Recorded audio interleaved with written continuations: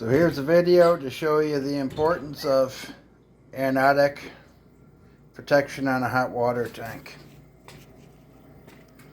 It's a Bradford White hot water tank. I've already removed it, but the process is you turn off the cold water going into the tank. Then I cut the pipe off and unthreaded the hot water outlet.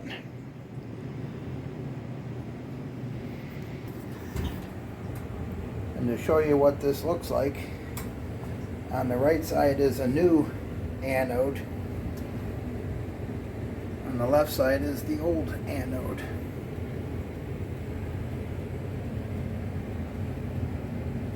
So you can see there's nothing left to corrode. The purpose is the anode rots away so your hot water tank doesn't. Now we wrap the threads of the new dielectric or anode rod, and you wrap it in the direction of the thread so it tightens rather than loosens the tape as you put it on. And on the female threads I put some pipe dope in there because it looks kind of crusty. I want to make sure it seals.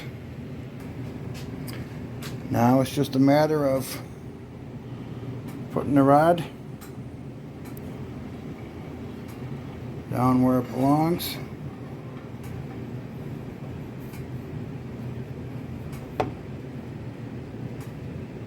And carefully threading it on.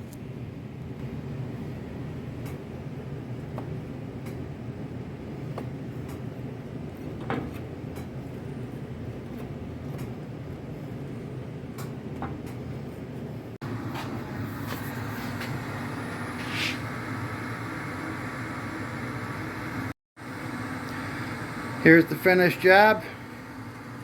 The tank is heating up.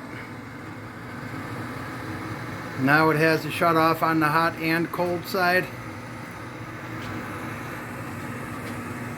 Again, we put black marker just so we knew that it was pushed into the valve far enough. We soldered it. We didn't have a soldering tutorial because you shouldn't learn how to solder on YouTube. The rod itself was just about $50 on Amazon. It did not come with the heat sink, and I tried to take the heat sink out of the old outlet and it fell to pieces. So it does not have a heat sink. When that time comes, I'll put one in. According to the website, every 1 to 3 years you should replace that anode, and that hasn't been done since it was new 5 years ago.